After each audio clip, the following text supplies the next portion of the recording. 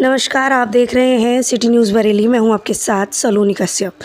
इस वक्त आप देख रहे हैं हमारे बीच मौजूद हैं राष्ट्रीय अभिभावक संघ के अंकुर किशोर सक्सेना।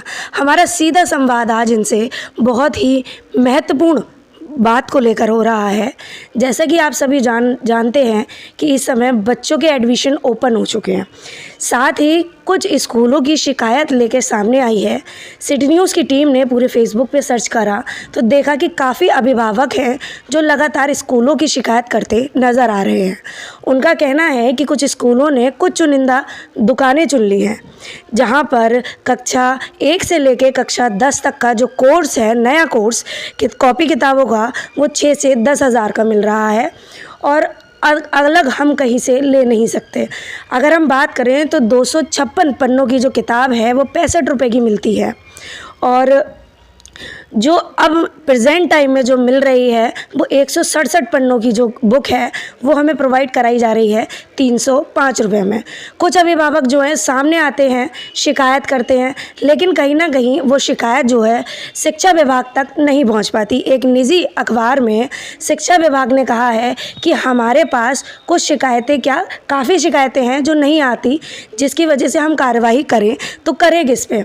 और साथ ही उनका कहना ये भी है कि अभिभावक कहीं ना कहीं डरते हैं अपने बच्चों की शिकायत करने से। अभिभावक ये सोचते हैं कि कहीं हमारे बच्चों का जो भविष्य है वो खतरे में ना पड़ जाए, क्योंकि शिक्षा विभाग कहीं ना कहीं अधिकारियों पे कार्रवाई करे ना करे शिकायत आने पर, लेकिन स्कूल जो है वो बच्चों पर कार्रवाई ज़रूर कर देगा। इसी बात को लेकर आज हमारा सीधा संवाद हो रहा है अंकुर जी से। तो चलिए बात करते हैं, जानते हैं कि आखिर ये लापरवाही किसकी है, प्रशासन की है, शिक्षा विभाग की है, अभिभावक की है, किसकी है। जी सर नमस्कार। नमस्कार मैडम। जी सर, क्या कुछ कहना चाहेंगे सर इस विषय में कि कोरोना काल में आपने देखा था कि किस तरीके से पूरी फीस जब बच्चों ने पढ़ाई नहीं भी की थी तब भी हमें देनी पड़ी, और उस समय एक मुद्दा उठा था कि 15% की जो फ़ीस है वो माफ़ की जाए। तो सर उसको लेकर आप क्या कहेंगे? देखिए मैडम, इसमें एक बहुत विशेष तौर की जो बात है वो ये है कि समस्या जैसे अभिभावक की है तो अभिभावकों को ही सामने आना होगा। अगर अभिभावक सामने नहीं आ रहे तो कहीं ना कहीं हमारा संघर्ष या हमारा जो योजना होती है वो कहीं ना कहीं कमज़ोर पड़ती है।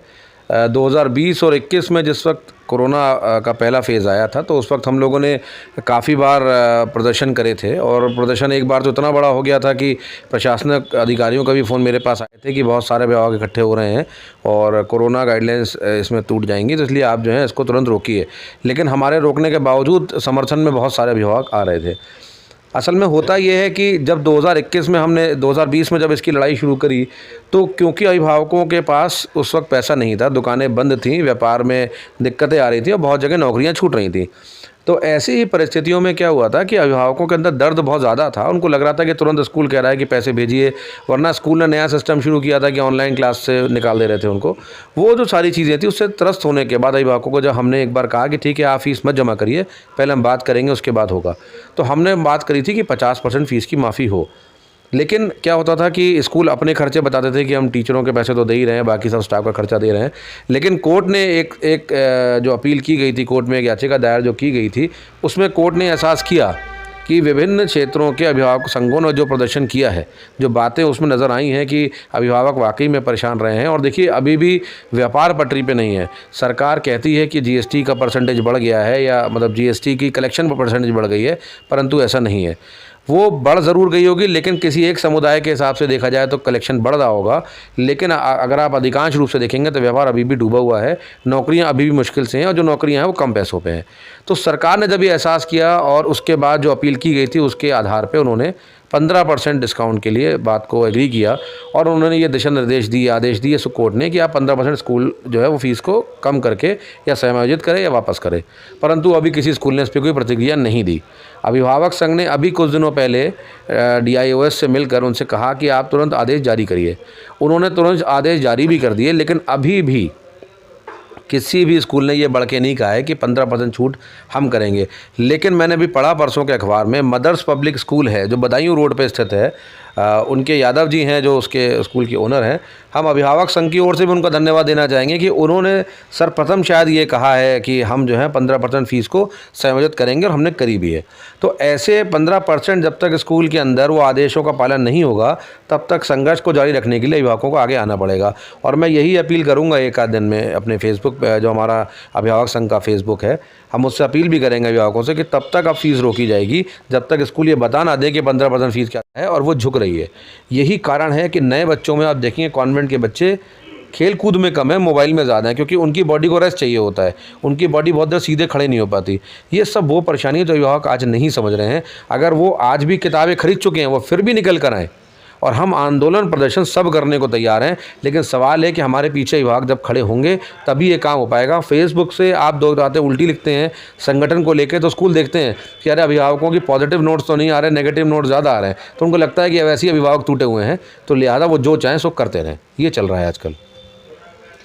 सर, एक सवाल मैं आपसे और पूछना चाहूँगी कि कुछ शिकायतें जो होती हैं शिक्षा विभाग तक पहुंच पाती हैं, कुछ नहीं पहुंच पाती हैं। कुछ अभिभावक हैं जो शिकायत करते हैं और बाद में जब हम पता करते हैं जाकर, तो उसमें ये कह दिया जाता है कि हमारे पास कोई शिकायत नहीं आई है, और हालांकि अभिभावक ने शिकायत की होती है। तो इस विषय में सर क्या कहेंगे आप? देखिए, ऐसा है कि ऐसा नहीं है, अभिभावक शिक्षा विभाग को पूरी शिकायतें करते हैं। अब सवाल ये है कि जिसको शिकायत कर रहे हैं, क्या वो व्यक्ति रिसीविंग दे रहा है? तो रिसीविंग वहाँ नहीं मिलती है। डीआईओएस साहब का बैठना या बीएसए साहब का बैठना जो होता है, वो अपने कार्यालय में बड़ा अनिश्चित टाइप का है कि वो हो सकता है कि वो 2 बजे उपलब्ध हो सकता है वो 4 बजे, हो सकता है सुबह से लेकर 4 बजे तक ना हो। तो अभिभावकों अधिकांश समय जो होता है वो 11-12 बजे के बाद पहुंचते हैं, 2-3 बजे के आसपास पहुंचते हैं। जो समय डीआईओएस या बीएसए के का उसका या जॉइंट डायरेक्टर जो हैं, जेडी साहब जो हैं, उनका बैठने का समय होना चाहिए। अब जब वो वहाँ पहुँचते हैं, अधिकारी मिलता नहीं है, वो अपना किसी भी उनके स्टेनो को या उस विभाग के किसी कर्मचारी को जाके लेटर दे आते हैं कि साहब ये हमारी कंप्लेंट है, डीआईओएस तक पहुँचा दीजिएगा। अब सवाल ये है कि वो डीआईओएस तक जो कंप्लेंट पहुँच रही है, वो एक अभिभावक के रूप में तो पहुँच गई, लेकिन अभिभावक वहाँ के विभाग के अधिकारी ने उस शिकायत को उठाया ही नहीं कभी जीवन में। तो जब वो शिकायत को उठा ही नहीं रहे हैं, तो उन्हें कैसे पता है कि शिकायत हुई या नहीं हुई? पहली बात तो ये। अच्छा, क्योंकि उस शिकायत पे कोई कार्रवाई नहीं हुई, तो अभिभावक को लगा यार वहाँ शिकायत करने से भी कुछ नहीं हो रहा। तो अंततः क्या हुआ, ये फिर से एक अनजाने में स्कूलों के लिए बहुत अच्छी खबर हो गई कि अधिकारी जो है वो कितने शिकायतों को देखता ही नहीं है। वो पत्रकारों से आपसे कह देता है कि भैया मेरे पास शिकायत नहीं आई। अभिभावक सोचता है शिकायत में दे आया, फिर भी उस पर काम नहीं हुआ, कहीं ऐसा ना हो कि मेरा नाम और एक्सपोज हो जाए और यहाँ से कोई कार्रवाई तो होगी नहीं, मैं और फंस जाऊँगा। तो इस चक्कर में शिकायतें और कम हो गई। लेकिन मैं आपके चैनल के माध्यम से एक बार बताना चाहूँगा कि अभिभावक को चाहिए, डीआईओएस बरेली डीआईओएस जो हैं वो सचिव हैं ज़िला शुल्क समिति के, और उन पे पास अधिकार हैं सीबीएसई या कॉन्वेंट स्कूल के खिलाफ़ कोई कार्रवाई या आदेश करने के। आप लोग दाब कर पूरी तरह से अपनी चिट्ठियाँ दीजिए, उनको भर दीजिए, उनके काउंटर को, उनके दराज़ों को आपकी चिट्ठियों से। अगर अभिभावकों ने ये काम कर दिया तो आप विश्वास मानिएगा उस पर बदलाव आना तय है, और हमारा संघर्ष उसमें 100% जो है फलदायी होगा, और हम इस चीज़ों को रोक पाएंगे। तो अभिभावकों से मैं कहना चाहता हूँ, बिल्कुल ना डरें। अभिभावक संघ के साथ यदि आप खड़े हैं, यदि एकजुट होकर आप खड़े हैं, तो कोई डरने की वजह नहीं है। सबसे मजबूत स्थिति में आप अपने स्कूलों में भी होंगे, और जिम्मेदारी अभिभावक संघ हर उस अभिभावक की लेगा जो अभिभावक इस संघर्ष में साथ देता है। और अगर स्कूल उसके साथ कभी भी कुछ गलत करने की कोशिश करता है, तो पहली जिम्मेदारी अभिभावक संघ लेगा उस सारे अभिभावकों की। इसलिए मजबूती से आगे आइए, आवाज़ नहीं उठाएंगे तो कुछ नहीं होने का। अगर इसी तरह से दबे रहते हमारे पुराने लोग भी जो हमसे पहले देश के अंदर आए थे, तो शायद हम आज आज़ाद भी नहीं होते। जब अंग्रेज़ों के सामने आवाज़ उठा ली, तो ऐसा तो नहीं है कि स्कूलों के खिलाफ आवाज़ बहुत बड़ी है। अब तो घर की लड़ाई है, घर में लड़ रहे हैं, लड़ी जा सकती है, और बिल्कुल इसमें अभिभावक साथ दें, हम मजबूती से लड़ेंगे। तो बहुत ही अच्छी और सटीक जानकारी हमें प्राप्त हुई। इसी मुद्दे को लेकर चलिए और आगे बढ़ते हैं, जानेंगे कि और लोगों का इस विषय में क्या कहना है। कौन जिम्मेदार है जो खुलेआम ये जो लूट चल रही है? अभिभावक जिम्मेदार है, शिक्षा विभाग जिम्मेदार है, या फिर जो स्कूल जिनका अन्याय हम सह रहे हैं, या फिर वो स्कूल जो है जिम्मेदार है इस चीज़ को लेकर? देखिए, सभी लोग बराबर के जिम्मेदार हैं, और सबसे पहले जिम्मेदारी बनती है अभिभावक की, जो महंगा दे रहा है उसको, जो अपनी आवाज़ को उठा नहीं रहा है, डर रहा है, वो अंदर छुप के बैठ जा रहा है। अपनी आवाज़ को वो बता तो रहा है लोगों को, लेकिन जब उसकी आवाज़ आगे नहीं पहुंचती तो वो एक बार में शांत होकर बैठ जाता है। ऐसा नहीं है कि अगर वो एप्लीकेशन दे के आया है तो दोबारा जाके पता करे कि मेरे एप्लीकेशन का क्या हुआ। वहाँ नहीं जाता, किसी का दरवाज़ा नहीं खटखटाता, जैसे लूट मची हुई है वैसे वो लूटता चला जाता है। इसी के साथ साथ हमारा जो शिक्षा विभाग है, जिसकी पूरी जिम्मेदारी बनती है इस चीज़ को देखने की, और हमारा प्रशासन, हमारा शासन, हमारी सरकारें, ये पूरी जिम्मेदार हैं।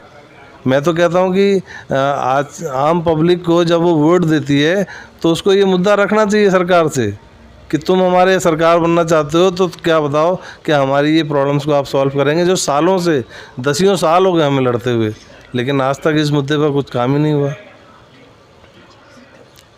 क्या लगता है जो स्कूल्स वगैरह हैं वो अभिभावकों का शोषण करते हैं? शोषण करते हैं और प्रशासन भी नहीं सुनता है, कोई कुछ नहीं सुनता। शोषण हो रहा है अभिभावक का सब, और किताबें बहुत महंगी होती जा रही हैं और हर साल चेंज जाती हैं बहुत सर, तरीके कुछ लोग जो हैं जो अपने बच्चों के फ्यूचर के लिए अपनी जगह ज़मीन गिरवी रखते हैं। आप देखते हैं कि सुनार जो हैं उनके पास सोना चांदी रखते हैं। हाँ, रखते किस हैं। किस मेहनत से आप सभी लोग उस चीज़ को देखते हैं बच्चों के भविष्य को उज्जवल बनाने के लिए, तो इन सब को देखते हुए सर आप क्या कुछ कहेंगे? इसमें दिक्कत होती है कि रखना पड़ता है पढ़ाने के लिए, पढ़ाना है तो रखना ही पड़ेगा। एजुकेशन ज़रूरी बच्चे की, मगर बहुत हाई होती जा रही है, दिक्कत बहुत ज़्यादा हो रही है। बिजनेस उससे ज़्यादा चल नहीं रहा है, कोरोना बाद से बिजनेस और डूब गए हैं, और महंगाई एजुकेशन में बहुत होती जा रही है।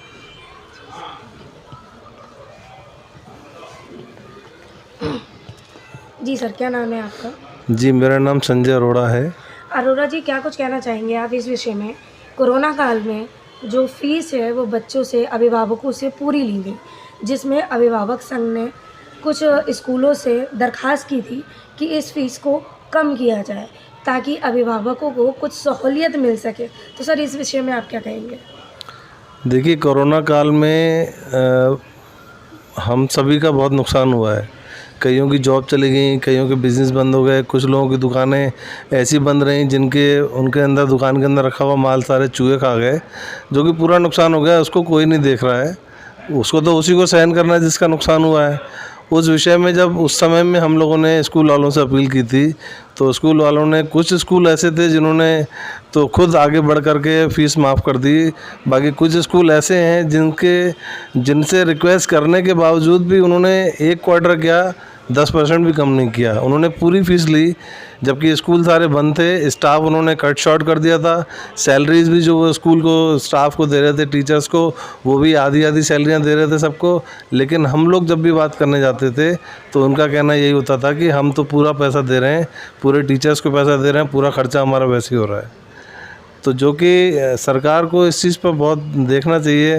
जो यहाँ का शिक्षा विभाग है वो क्यों शांत होकर बैठा है, क्यों कार्रवाई नहीं करता स्कूलों के ऊपर। हम तो इस बात से बड़ा ही सोचते हैं कि आखिरकार कब हमारा उत्तर प्रदेश उत्तम प्रदेश बनेगा। जब योगी जी आए और मोदी जी जब प्रधानमंत्री बने तो हमें लगा कि अब कुछ इसका उद्धार होगा प्रदेश का, अब कुछ थोड़ा सा नयापन आएगा, नई चीज़ें होंगी, नया डेवलपमेंट होगा। स्मार्ट सिटी तो बन रहा है, लेकिन शिक्षा के मामले में वही लूट जा रही है। सर, खुलेआम जो लूट, इसी मुद्दे को आगे बढ़ाते हुए आप देख सकते हैं हमारे साथ 3 अभिभावक मौजूद हैं। तो चलिए जान लेते हैं कि आखिर ये जो कोर्स को लेकर ये जो बात उठी है, ये जो मुद्दा उठा है, उन पे क्या असर पड़ा है अभिभावकों पे। जी सर, नमस्कार। जी नमस्कार। जी सर, क्या नाम है आपका? जी, मेरा नाम अजय चौहान है।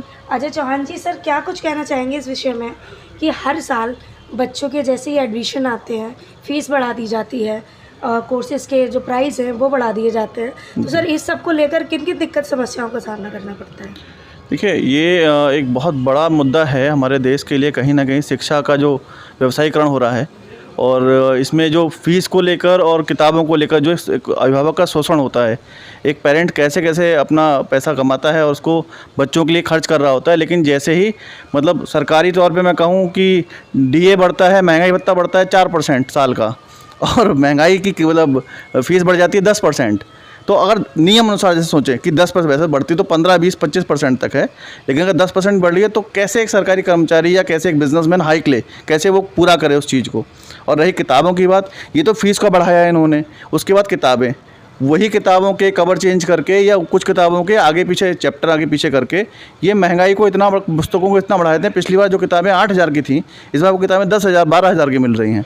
तो आपको सोच सकते हैं कितना महंगा, ये तो सीधे जेब पे डाका है एक तरीके का। तो सर क्या लगता है अगर कोई अभिभावक इसकी शिकायत करता है प्रशासन से करे या फिर शिक्षा विभाग से करे, तो क्या उसकी बात को दबा दिया जाता है? अब ये तो कहीं ना कहीं देखिए दुराय नहीं है बात को कहना कि ये जो शिक्षक जो माफिया हैं इस क्षेत्र के, वो बातों को तो दबा देते हैं। असल मुद्दा कुछ और होता है, बना कुछ और दिया जाता है। ये तो सच्चाई है कि हमने अगर फ़ीस के रिगार्डिंग कोई मुद्दा उठाया या हमने मुद्दा उठाया किताबों के रिगार्डिंग, तो मुद्दा भटक के कहीं और चला जाता है। तो ये चीज़ें तो हैं इस चीज़ में, निश्चित तौर पे तो कहूँगा। सर, हमारे चैनल के माध्यम से जो जनता है, आप उसको क्या संदेश देना चाहेंगे? मैं तो यही कहूँगा कि हैव पेशेंस, और हम तो लड़ते रहेंगे इन सब चीज़ों के लिए निश्चित तौर पे, है ना। एक साथ हैं, हम सबके साथ में हैं, और हम जब तक हम सारे अभिभावक एक साथ नहीं आएंगे और इसके खिलाफ एक अभियान नहीं चालू करेंगे, तो ये जो माफिया हैं ये ऐसा ही करेंगे, हमें लूटेंगे, और हम इसके खिलाफ लड़ेंगे और निश्चित जीत हमारी ही होगी।